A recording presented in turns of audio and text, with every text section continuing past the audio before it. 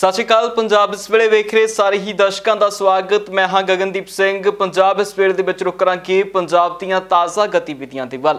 बीते दिनी भाजपा की पंजाब कोर कमेटी की बैठक केंद्र के नाल हुई है, जिस दे विच भाजपा के वलों पंजाब के मौजूदा हालातों नूं वेखते हुए भाजपा की पंजाब दे विच अगली रणनीति बदल दी गई है। कई अहम गल्लां ने इस दे विच की होया रणनीति दे विच की कुछ नवें बदलाव भाजपा की कोर कमेटी दे विच आए ने। इस नूं लैके सीनियर पत्रकार सुरिंदर डल्ला हुण तो जाणदे हां कि किहड़े नवें बदल जिहड़े भाजपा की कोर कमेटी नूं पंजाब दे विच करन दे लई हुकम दित्ते गए ने। देखो, ये बहुत जिहड़ी बैठक हुई है भारतीय जनता पार्टी की, JP नड्डा जिहड़े प्रधान ने भाजपा दे, उन्होंने सदी सी पंजाब की भाजपा की सारी कोर कमेटी। किते ना किते भाजपा हाई कमांड समझ चुकी है कि पंजाब च BJP का जन आधार बहुत तेज़ी दे नाल खिसकिया है। ये नहीं है कि खेती कानूनां ते जिहड़ी जिद फड़ी है साडी केंद्र की सरकार ने भी असी नहीं बदलने। ये नहीं है भी भारतीय जनता पार्टी को एहसास नहीं है कि पंजाब च साडा किड्डा वड्डा सियासी नुकसान हो जाता। देखो, 2-3 MP तो लै ही जाती है भारतीय जनता पार्टी पंजाब च। सनी देओल जिता लिया ऐतकी इन्होंने, क्योंकि वो पंजाब का पसंदीदा हीरो से उन्होंने टिकट देती, तो साडे पंजाबियों ने भी सनी देओल नूं टिकट देती। गुरदासपुर वालियां ने वोटां पातियां भी पता नहीं सनी देओल किड्डा युग पलटाऊ बदलाव कर दूगा। आला लभदा नहीं हुण सनी देओल लभदा नहीं हुण उत्थे गुरदासपुर वालियां नूं। हुण विचारे कई तो बड़े औखे ने। हुण इसे तरह जिहड़े एक पुरी साहब सी, उन्होंने दिल्लियों लैंड करते अमृतसर, वो तो चलो हराते अमृतसर के लोगों ने। सोम प्रकाश पंजाबी वो चलो जित गए, वो मंत्री भी है हुण केंद्र च। पर रिपोर्टां ये दे के आए ने सारे पंजाब भाजपा के लीडर, वो बाहरों जो मर्जी कही जान, जिहड़ियां गल्लां पता लगियां ने, अंदर इन्हां ने चिंता प्रगट की है केंद्री हाई कमांड कोले कि साडे तां बंदे टुट जाई जांदे ने, साडे वर्कर टुट के जाई जांदे ने, नड्डा साहब कुछ करो।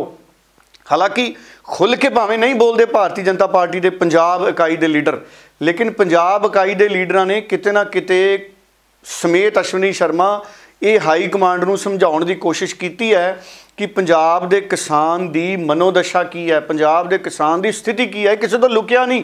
तुसीं पराली ते ऑर्डीनेंस ले आई जाते हो, पर सरकारां काहदे लई चुनियां जांदियां? मसले सुलझाउण लई। हुण जिहड़ी सरकार तो साडे पंजाब के किसानां दी 33-34 लाख हैक्टेयर की पराली नहीं सांभी गई, वो पूरे मुल्क का खेती प्रबंध खेती कानूनों के जरिए कित्थों संभल जूगा? सो ये सोचने वाली गल है। और BJP के लीडर ने शंके प्रगट की है कि पंजाब के किसान ने जिहड़े वो सचमुच आत्म हत्यावां करते हैं, आर्थिक तौर पर परेशान ने, उन्हां दीयां स्थितियां बहुतियां चंगियां नहीं है। ये हाई कमांड कोले जरूर भारतीय जनता पार्टी के लीडर ने, भावें उन्होंने डर डर के गया भी किते नड्डा साहब गुस्सा ही ना कर जान, क्योंकि टिकट भी लैनी हुंदी है ना लीडर ने कईयां ने।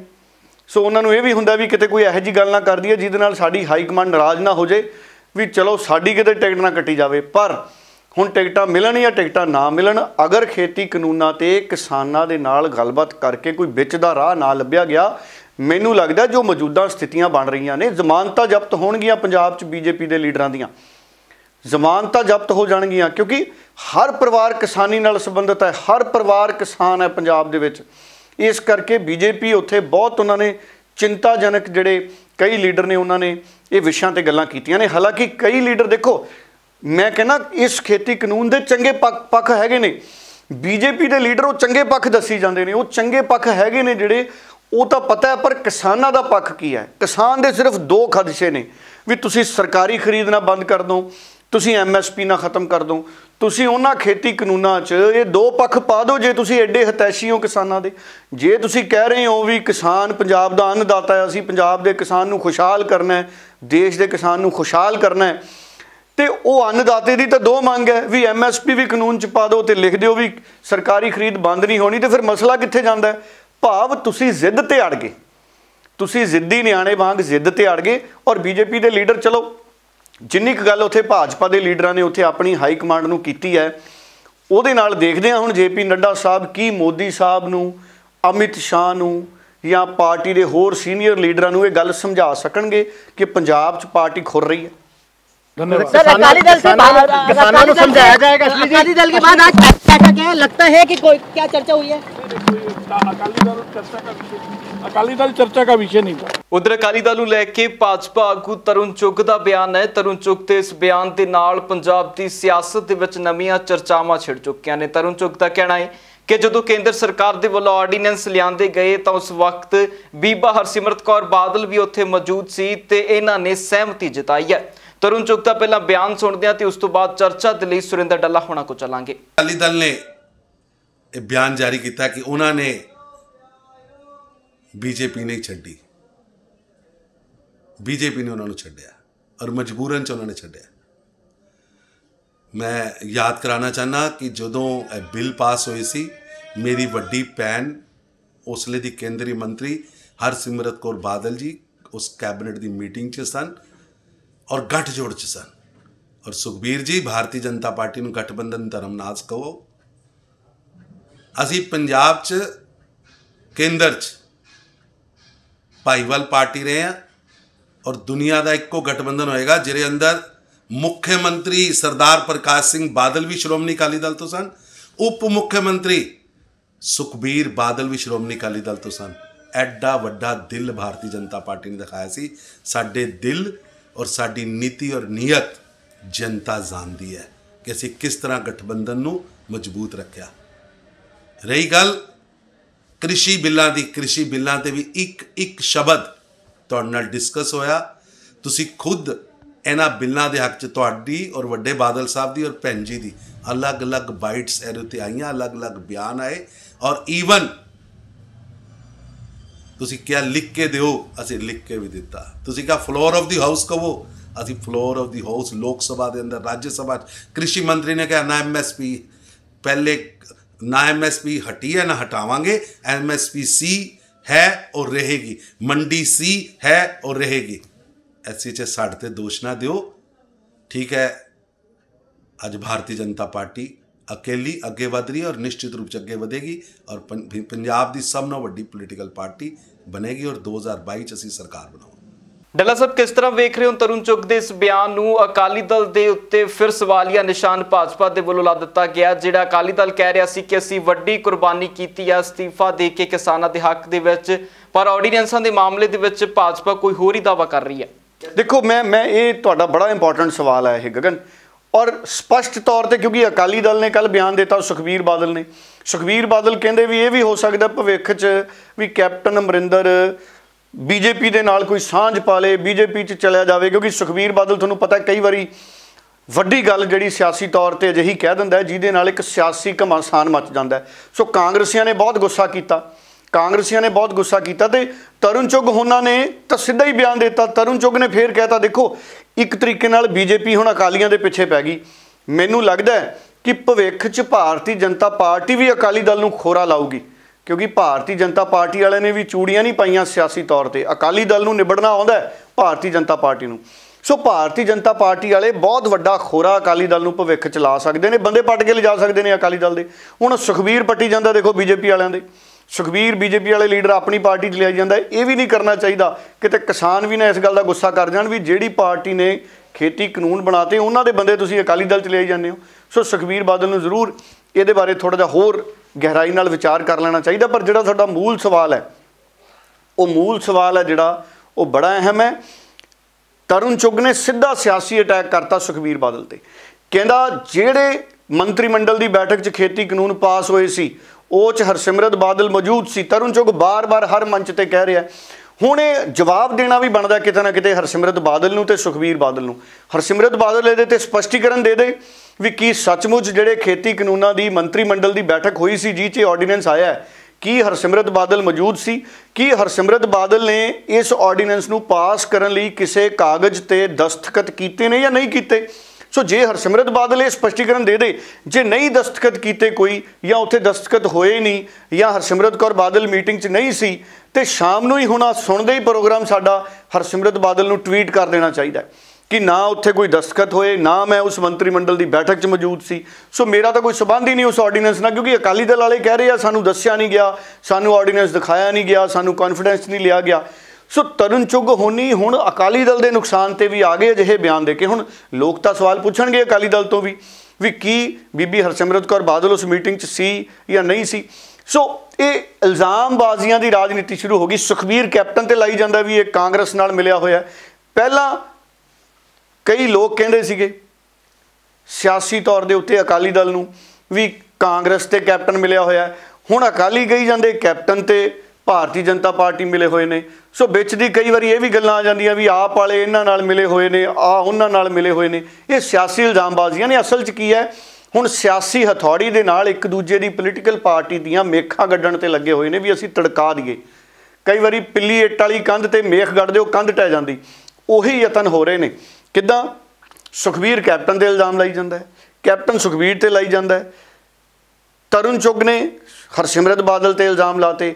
ਆਮ ਆਦਮੀ ਪਾਰਟੀ ਵਾਲੇ ਕੈਪਟਨ ਅਮਰਿੰਦਰ ਤੇ ਅਕਾਲੀ ਦਲ ਤੇ ਸਾਂਝਿਆਂ ਤੇ ਇਲਜ਼ਾਮ ਲਾਈ ਜਾਂਦੇ ਨੇ। ਸੋ ਇਹ ਇਲਜ਼ਾਮ ਤਲਾਸ਼ੀਆਂ ਦਾ ਦੌਰ ਹੈ। ਪਰ ਅਸਲ 'ਚ ਇਹ ਪੋਲੀਟੀਕਲ ਪਾਰਟੀਆਂ, ਮੈਂ ਤੁਹਾਨੂੰ ਫੇਰ ਕਹਿਣਾ, ਇਹ ਕਿਸਾਨ ਅੰਦੋਲਨ ਦੀ ਤਾਕੀ 'ਚੋਂ 2022 ਦੇਖ ਰਹੀਆਂ ਨੇ ਵੀ ਸਾਨੂੰ ਕਿਸਾਨ ਅੰਦੋਲਨ 'ਚੋਂ ਕਿਤੇ 2022 ਦਿਖ ਜੇ। ਜਿਵੇਂ ਕਰਵਾ ਚੌਥ ਵਾਲੇ ਦਿਨ ਚੰਦਰਮਾ ਦਾ ਇੰਤਜ਼ਾਰ ਹੁੰਦਾ ਹੈ, ਸਾਰਿਆਂ ਨੂੰ 2022 ਦਾ ਇੰਤਜ਼ਾਰ ਹੈ। ਡੱਲਾ ਸਾਹਿਬ, ਉਧਰ ਭਾਜਪਾ ਆਗੂ ਤਰੁਣ ਚੁੱਗ ਦਾ ਇਹ ਵੀ ਕਹਿਣਾ ਹੈ ਕਿ ਬੀਤੇ ਦਿਨੀ ਸੁਖਬੀਰ ਬਾਦਲ ਦੇ ਵੱਲੋਂ ਬਿਆਨ ਦਿੱਤਾ ਗਿਆ ਸੀ ਕਿ ਕੈਪਟਨ ਅਮਰਿੰਦਰ ਸਿੰਘ ਭਾਜਪਾ ਦੇ ਵਿੱਚ ਆ ਸਕਦੇ ਨੇ। ਇਸ ਦੇ ਉੱਤੇ ਤਰੁਣ ਚੁੱਗ ਨੇ ਇੱਕ ਵਾਰ ਫਿਰ ਸੁਖਬੀਰ ਬਾਦਲ ਨੂੰ ਘੇਰਿਆ ਹੈ। ਤਰੁਣ ਚੁੱਗ ਦਾ ਪਹਿਲਾਂ ਬਿਆਨ ਸੁਣਦੇ ਹਾਂ ਤੇ ਉਸ ਤੋਂ ਬਾਅਦ ਇਸ ਦੇ ਉੱਤੇ ਚਰਚਾ ਕਰਾਂਗੇ। ਸੁਖਬੀਰ ਜੀ ਨੂੰ ਕੈਪਟਨ ਸਾਹਿਬ ਦਾ ਸੁਪਨਾ ਔਰ ਕੈਪਟਨ ਸਾਹਿਬ ਨੂੰ ਸੁਖਬੀਰ ਜੀ ਦਾ ਸੁਪਨਾ ਆ ਰਿਹਾ ਹੈ। ਕੌਣ ਕਿਹਦੇ ਨਾਲ ਸੀ ਤੇ ਕੌਣ ਕਿਹਦੇ ਨਾਲ ਆ ਰਿਹਾ ਹੈ। ਭਾਰਤੀ ਜਨਤਾ ਪਾਰਟੀ ਇੱਕ ਸ਼ਕਤੀ ਬਣ ਕੇ ਉਭਰੀ ਹੈ ਪੰਜਾਬ 'ਚ, ਜਿਹਦੀ ਚਿੰਤਾ ਕਾਂਗਰਸ ਨੂੰ ਵੀ ਹੈ, ਸ਼੍ਰੋਮਣੀ ਅਕਾਲੀ ਦਲ ਨੂੰ ਵੀ ਹੈ, ਆਮ ਆਦਮੀ ਪਾਰਟੀ ਨੂੰ ਵੀ ਹੈ। ਔਰ ਜਿਹੜਾ ਬਿਆਨ ਅੱਜ ਦਿੱਤਾ ਹੈ ਸੁਖਬੀਰ ਬਾਦਲ ਜੀ ਨੇ ਕਿ ਕੈਪਟਨ ਅਮਰਿੰਦਰ ਸਿੰਘ ਬੀਜੇਪੀ 'ਚ ਜਾ ਰਹੇ ਹੈ। ਮਿੱਤਰ, ਕੌਣ ਜਾ ਰਿਹਾ ਹੈ, ਕੌਣ ਨਹੀਂ ਜਾ ਰਿਹਾ। ਤੁਹਾਡੇ ਦਾएं बाएं ਕਿੰਨੇ ਆ ਰਹੇ ਨੇ ਤੇ ਕੈਪਟਨ ਸਾਹਿਬ ਦੇ ਦਾएं बाएं ਕਿੰਨੇ ਆ ਰਹੇ, ਇਹ ਲੰਬੀ ਲਿਸਟ ਹੈ। ਇਹ ਗੱਲ ਤੇ ਤੈਅ ਹੋ ਗਈ ਕਿ ਅੱਜ ਸੁਖਬੀਰ ਜੀ ਵੀ ਮੰਨ ਰਹੇ ਕਿ बीजेपी 2022 ਚ सत्ता जा रही है। आने वाले आएंगे, जुड़ते जाएंगे, कारवा बनता जाएगा। घबराओ ना। भारतीय जनता पार्टी ਅੱਜ ਦੁਨੀਆ ਦੀ ਸਭ ਨਾਲੋਂ ਵੱਡੀ ਪਾਰਟੀ ਹੈ ਔਰ ਪੰਜਾਬ 'ਚ ਵੀ ਸਭ ਨਾਲੋਂ ਵੱਡੀ ਪਾਰਟੀ ਬਣ ਕੇ ਉਭਰੇਗੀ। ਡੱਲਾ ਸਾਹਿਬ, ਕਿਸ ਤਰ੍ਹਾਂ ਵੇਖ ਰਹੇ ਹੋ ਤਰੁਣ ਚੁੱਗ ਦੇ ਇਸ ਬਿਆਨ ਨੂੰ, ਜਿਸ ਦੇ ਵਿੱਚ ਉਹਨਾਂ ਸੁਖਬੀਰ ਬਾਦਲ ਅਤੇ ਕੈਪਟਨ ਅਮਰਿੰਦਰ ਸਿੰਘ ਦੋਹਾਂ ਨੂੰ ਰਗੜੇ ਲਾਏ ਨੇ? ਉਹੀ ਗੱਲ ਜਿਵੇਂ ਮੈਂ ਪਹਿਲਾਂ ਵੀ ਜ਼ਿਕਰ ਕਰਤਾ, ਚਲੋ ਤੁਸੀਂ ਸਵਾਲ ਉਹਨੂੰ ਹੋਰ ਗਹਿਰਾਈ ਨਾਲ ਜਾਣਨਾ ਚਾਹੁੰਦੇ ਹੋ। ਦੇਖੋ, ਕੈਪਟਨ ਅਮਰਿੰਦਰ ਇਸ ਵਕਤ ਕਾਂਗਰਸ ਨੇ, ਕਾਂਗਰਸ ਦੇ ਮੁੱਖ ਮੰਤਰੀ ਨੇ, ਔਰ ਜੋ ਸਥਿਤੀਆਂ ਪੰਜਾਬ 'ਚ ਭਾਰਤੀ ਜਨਤਾ ਪਾਰਟੀ ਦੀਆਂ ਹੋ ਗਈਆਂ, ਮੈਨੂੰ ਨਹੀਂ ਲੱਗਦਾ ਕਿ ਕੈਪਟਨ ਅਮਰਿੰਦਰ ਕੋਈ ਅਜਿਹੀ ਗਲਤੀ ਕਰੂਗਾ ਕਿ ਇਸ ਸਮੇਂ ਉਹ ਭਾਰਤੀ ਜਨਤਾ ਪਾਰਟੀ ਚਲੇ ਜਾਵੇ। ਹੁਣ ਤਾਂ ਸਥਿਤੀਆਂ ਇਹ ਹੈ ਕਿ ਬੀਜੇਪੀ ਦੇ ਲੀਡਰ ਬੀਜੇਪੀ ਛੱਡ ਦੂਜੀਆਂ ਪਾਰਟੀਆਂ 'ਚ ਆ ਰਹੇ ਨੇ, ਅਕਾਲੀ ਦਲ 'ਚ ਆ ਰਿਹਾ, ਕੋਈ ਕਿਤੇ ਆ ਰਿਹਾ, ਕੋਈ ਘਰੇ ਵੀ ਬੈਠਾ।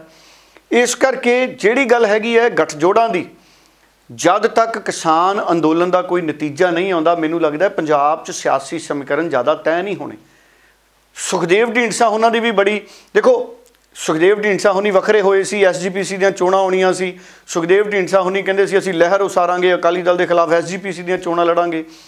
ਅਜਿਹੀ ਸਥਿਤੀ 'ਚ ਜੇ SGPC ਦੀਆਂ ਚੋਣਾਂ ਹੋ ਗਈਆਂ ਤਾਂ ਫਿਰ ਸੁਖਬੀਰ ਬਾਦਲ ਫਾਇਦੇ 'ਚ ਰਹਿ ਜਾਣਾ, ਕਿਉਂਕਿ ਸੁਖਬੀਰ ਬਾਦਲ ਨੇ BJP ਛੱਡ ਕੇ ਕਿਤੇ ਨਾ ਕਿਤੇ, ਅਕਾਲੀ ਦਲ ਨੇ BJP ਛੱਡ ਕੇ ਕਿਤੇ ਨਾ ਕਿਤੇ ਸਿਆਸੀ ਤੌਰ 'ਤੇ ਆਪਣੀ ਹੋਂਦ ਨੂੰ ਮਜ਼ਬੂਤ ਕੀਤਾ ਹੈ। ਅੱਜ ਅਗਰ ਅਕਾਲੀ ਦਲ BJP ਦੇ ਨਾਲ ਹੁੰਦਾ ਤਾਂ ਮੈਨੂੰ ਲੱਗਦਾ ਜਮਾਂ ਹੀ ਸਫਾਇਆ ਹੋਣ ਵਾਲੀ ਸਥਿਤੀ ਹੋ ਜਾਣੀ ਸੀ।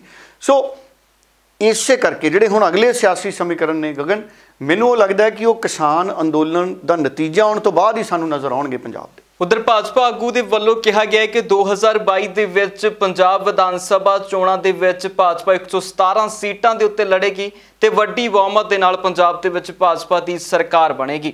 117 ਸੀਟਾਂ ਤੇ ਭਾਰਤੀ ਜਨਤਾ ਪਾਰਟੀ ਮਜ਼ਬੂਤੀ ਨਾਲ ਲੜੇਗੀ ਔਰ ਭਾਰਤੀ ਜਨਤਾ ਪਾਰਟੀ ਪੰਜਾਬ ਦੀ ਨੰਬਰ 1 ਪਾਰਟੀ ਬਣੇਗੀ।